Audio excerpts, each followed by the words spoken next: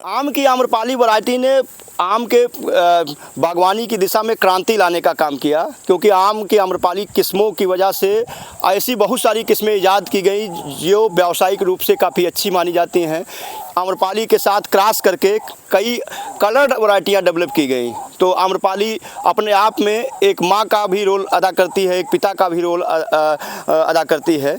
आम्रपाली को लेकर के कई बागवानों की शिकायत रहती है कि उनका जो फलत है, जैसे जैसे आम के पौधे पुराने हो जाते हैं उसकी फलों की साइज़ छोटी होती जाती है।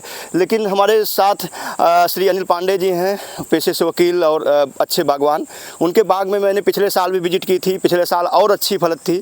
बहुत लेट वैरायटी है पकने में, जब मार्केट में दूसरी किस्में ख़त्म होने लगती हैं तब ये पकना शुरू होता है। तो उस लिहाज से मैंने जब लास्ट में किया तो इसकी साइज़ जो भी आप देख रहे हैं 1.5 गुना बड़ी थी। और आज भी ये साइज़, मैंने बहुत सारे पौधों को देखा, सिंचाई हुई है उधर नहीं बना पाया, लेकिन उनकी साइज़ दूसरे किस्मों से बड़ी है। तो सर, मैं अभी देखा हार्टिकल्चर का इंडो इजराइल सेंटर में साइज़ आपकी अपेक्षा छोटी है।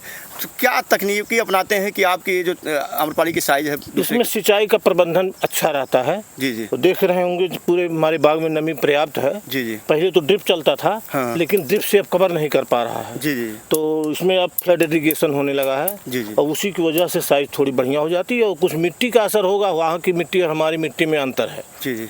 अच्छा, आम्रपाली को अगर देखा जाए, जैसे आम को फलों का राजा कहा जाता है और कोई भी ऐसा व्यक्ति नहीं है जो आम को पसंद ना करता हो।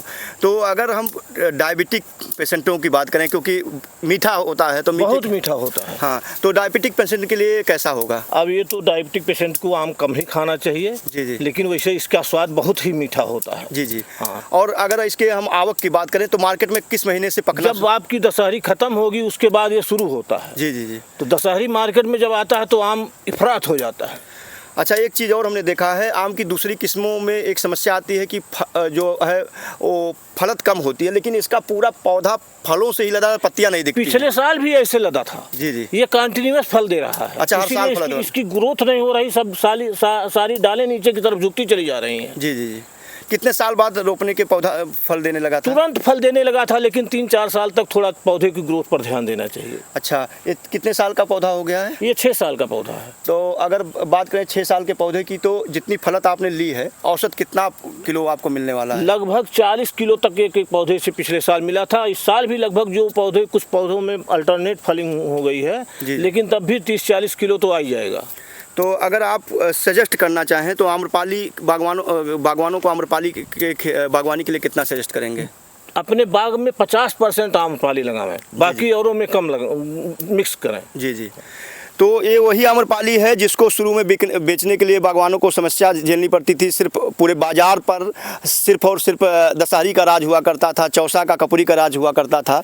लेकिन आजकल पिछले कुछ 5-7 सालों से जो जुलाई का लास्ट का सप्ताह होता है, उस दौरान सिर्फ एक ही आम दिखता है, आम्रपाली। और आम्रपाली के में खास बात ये भी है कि जैसे दशहरी में बारिश में कीड़े पड़ जाते हैं सर, तो इसमें क्या इसमें एक भी कीड़ा कहीं दिखाई नहीं देगा। जी जी। अब हमने अपनी बाग में देख रहे हैं कुल 1100-1200 पौधे 6 साल वाले में है, और पीछे जो लगाया हूँ 400 उसमें है। जी जी। 200 पौधे हमारे पास ज़्यादा से ज़्यादा दशहरी के होंगे। हाँ। बाकी सब 300 पौधे से कम आम्रपाली के नहीं होंगे।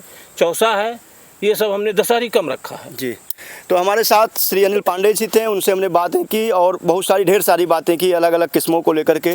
आपको सीरियल वाइज बृहस्पति पांडे और किसान कनेक्शन के पेज पर देखने को मिलेगा और पढ़ने को भी मिलेगा।